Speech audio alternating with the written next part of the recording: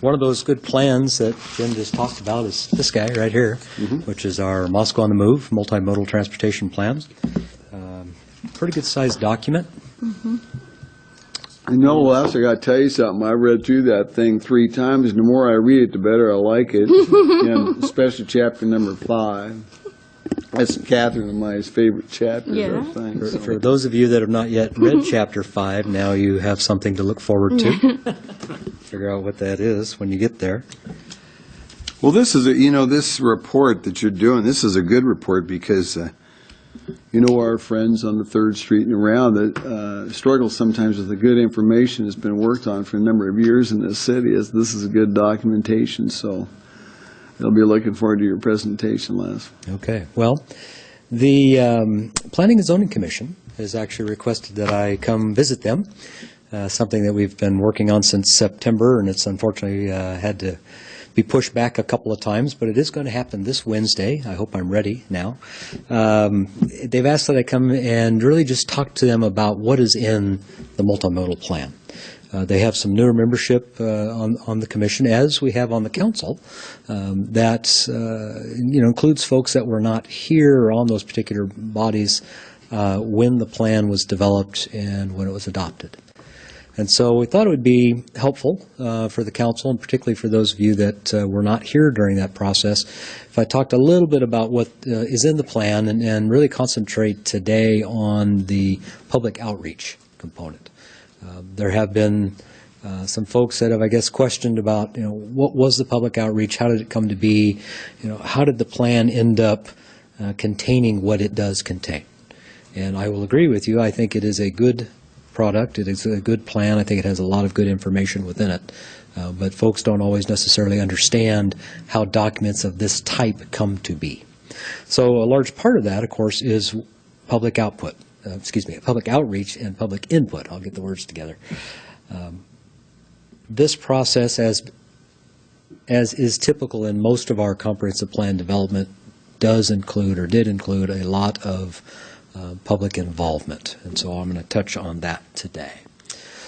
So the whole process started on our Multimodal Transportation Plan, MMTP is how we abbreviate that, with an application for Local Highway Technical Assistance Commission funding, LTAC funding. Actually was something that was recommended to us by the Idaho Transportation Department. They said, you're applying for grants from us all the time. You really don't have a transportation plan. You got a lot of pieces, and it's in, there's a chapter in your comprehensive land use plan, but you really should have a transportation plan. So apply for some funding, and we will help you fund it. So we applied back in February of 2009 through the LTAC program. We were selected for funding in July.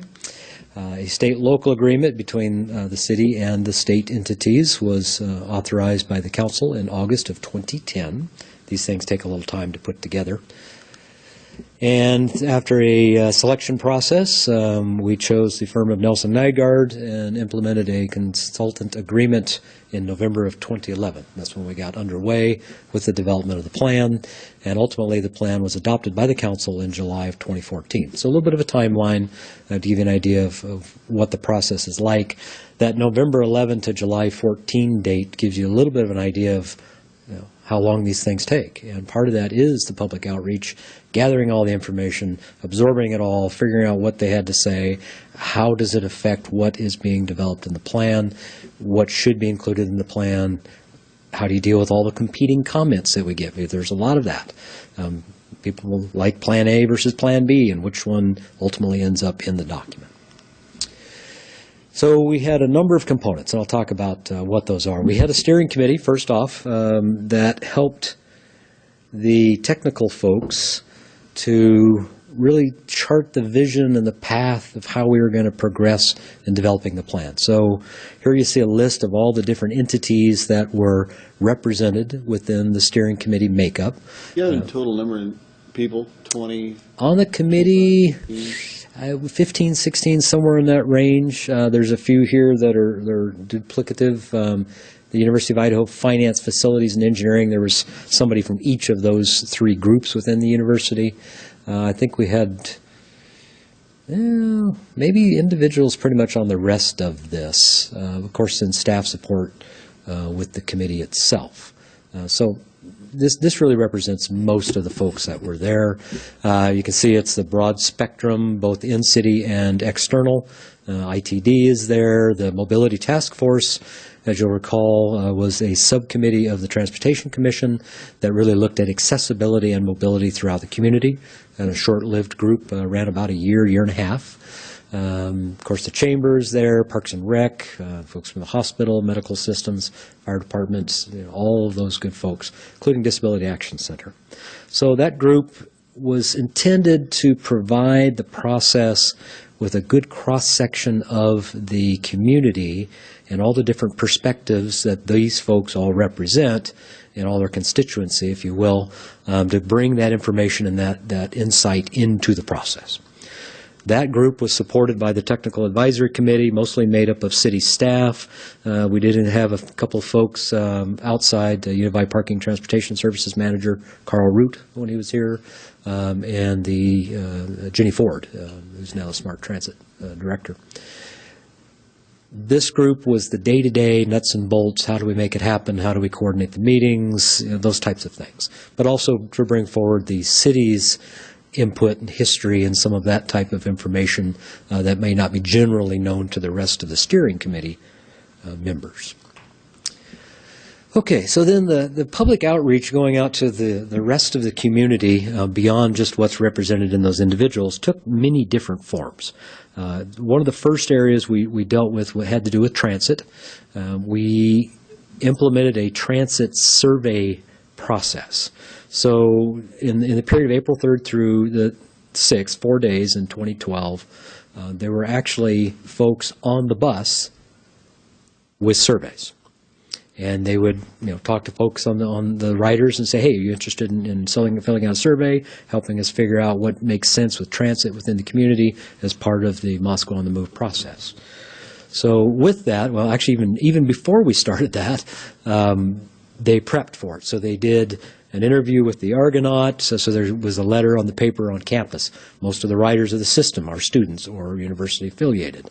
There was an item in the newsletter with the Moscow Food Co-op. Also in the newsletter for the Moscow School District. And then there were flyers posted all over the community, Friendship Square, of course, across the U of I campus, and again, also in the co-op. So that was the information that was put out there leading up to the transit ride survey, so folks would know somebody's going to be on the bus, they're going to want to talk to you in that 4-day period. During that 4-day period, they were on board. They approached folks with this paper version of a survey and said, if you've got time on this 30-minute loop that you're making around the city, take 5 minutes here and help us fill out that survey. If they were willing to do it and they had the time to finish it, excuse me, then that was done. And most of them were accomplished that way.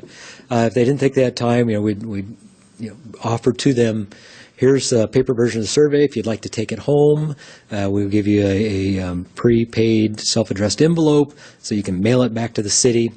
Or we also handed out a card that had a web address that said you could take it online if you'd prefer to do it that way.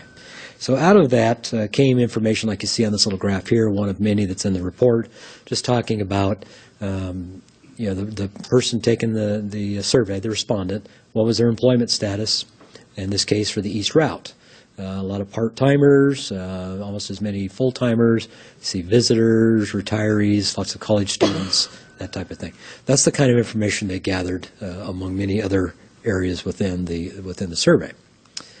Overall, there were 294 surveys completed. Of those, 15 were mail-ins and 3 of them online. So most people did them, by far, the large majority did them on the bus at the time of the survey. And we had a 60% response rate, which is phenomenal. It's high. Yeah, very, very high. I think part of that is just having a captive audience, right? Tell the bus driver, don't open the door yet, we're not quite done. You got time. Yeah, it was, people were really willing to participate. So that was a very, very good response. We did a series of face-to-face type workshops. A lot of them took place actually right here in this room. First of them occurring on April 25th. We had about 80 or 90 participants. This was a 2-hour, 5 to 7 p.m. type time frame, similar to a lot of the workshops we do here in the city. Set up the boards and the exhibits and have people can answer the questions, and you advertise it with press releases and put it on the websites, and people come in and they look at what you have and talk about their ideas and what works and what doesn't work and those types of things. So that was the first of them. Pretty good turnout, actually. We then did something called a drop-in workshop, and this was actually a 2-day hands-on kind of event where you could come and go or come at any time you want to participate. They did do some advanced work, some pre-scheduling of certain groups, some within the community and a portion of the Transportation Commission at certain times within that 2-day period. Again, they did some interviews with the Daily News and the Argonaut to kind of spread the word, press releases with the co-op and the school district newsletter again. And then on October... Excuse me, Les, yes, what were the dates on those you just... October 9th and 10th, 2012, running from 10 a.m. in the morning till 7 p.m. at night. I think they took an hour lunch in the middle of the day. And they were in the back room of the One World Cafe. They just set up camp. In fact, this is a picture of them right here in that back room. And they just stayed there for those 2 days. People could come and go as they chose, spend as much time as they wanted to. We had boards out on the street, people out there say, hey, come on in, drag them on in when things were slow to try to get as much input and participation as possible. You can see here they've got a lot of stuff laid out on the table. These are all exhibit boards here in the back with lots of different concepts and ideas and facts about the system and all those kind of things that are readily available. They could pull up and show people. This map you can't really see here, but it's covered in little bits of paper and dots and various things where people have put marks down that said, hey, here's an area where we think there should be a better intersection, or we don't feel safe crossing the highway at this particular location, or whatever it may be. So a lot of information that was garnered through that outreach process, a lot of participation, again, 90 to 100 participants over those couple of days. The second true open house, again here at City Hall, was much later in the process. This was April 1st of 2014, so this is getting on towards the end, but it was a little bit smaller participation, 40 folks, and this was more of a how's it looking now? I mean, as we've gone through all the rest of these input processes and things with the city, what's it starting to look like? So that's what that one was. This is just an example of one of the comment cards. These were used in all the open houses and processes that said, hey, here's what we're doing, multimodal plan. There's some things here about, what 3 projects or would you propose are going to be the most important within the city, and folks have filled these out. A lot of them provided extra comments about, specific things that they were interested in addition. So those were all consolidated and gathered up and assessed by the consultants, and then they took a look at, all right, what are the ideas? What are the issues? What are the concerns? So we can make sure we address these in the process. Now, it doesn't always mean that everything written down is included as a solution or a preferred option, but they're all addressed. And that's the intent, is to look at them and say, okay, if you've got conflicting, obviously one of those is going to come forward, perhaps, and the other one may not. We also branched out pretty extensively into the social media area. We had a website, actually there were a couple of websites, but one was a Facebook page that was built for the Moscow on the Move project, a little over 1,200 views of that particular site, which is not bad for that type of a web page. We had a Twitter account, probably one of our first Twitter endeavors in the city. We actually ran from April of 12 through March of 14 as we were getting on towards the end of the process. Just an example here of some of the kind of things you see, provide feedback on the draft plan, April 1st community open house, right there. So drop in at City Hall anytime between 5 and 6 or 8, I think it is, 5 and 8.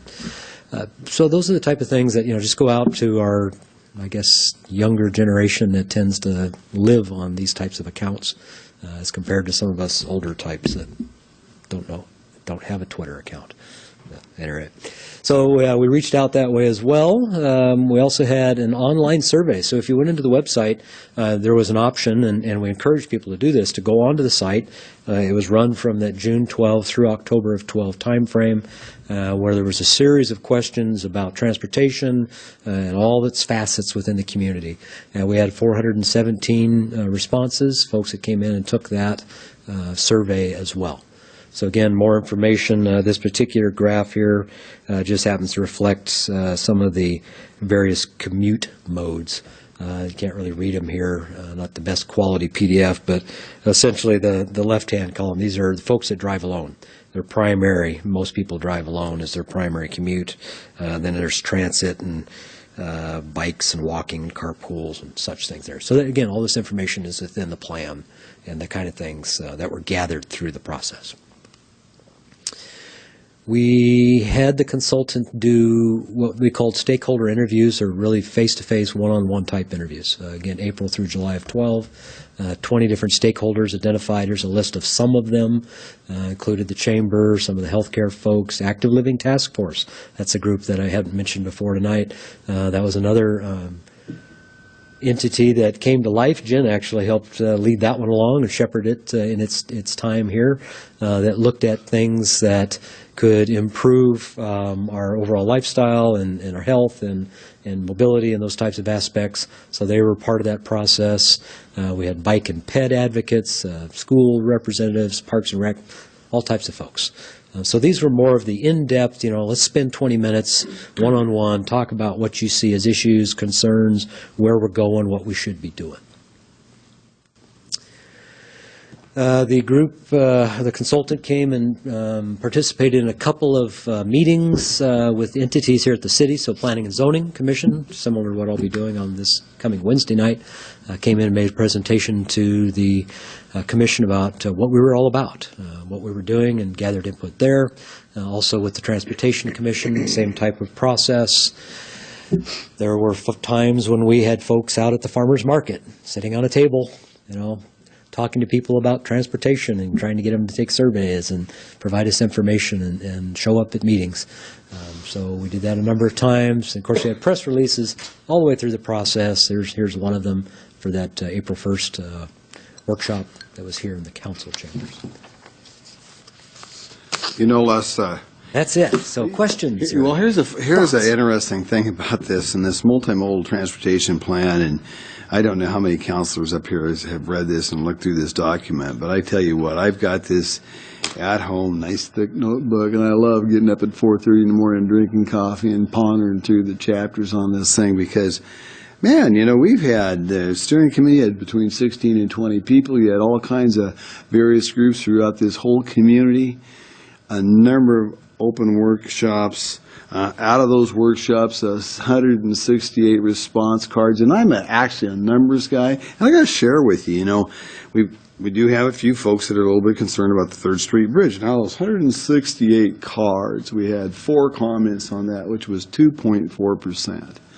And I got to share with you, the other 98% of the comments had nothing to do with that, and I find that intriguing. That's an excellent document. The more I read it, and I think it is a well thought out, excellent plan. So for those out there in TV land who haven't read it, I would urge you to read it because, boy, it doesn't get any better than that. The work that was, the collaborative work with a number of different groups and all across segments in our fine town, really put it together well. That's my point of view. And so I'm glad that you're going out and doing this outreach to B&Z and other folks, because those folks just have to have a chance to really know that we had some great people really work on this thing. Got it done good. Walter. And it can be found on the website? It is available on our website, Public Works page, so it can be downloaded directly. Mm-hmm. Other comments or questions for Les? Thank you, Les. That was an excellent I'm looking forward to your presentation You're welcome. again. report.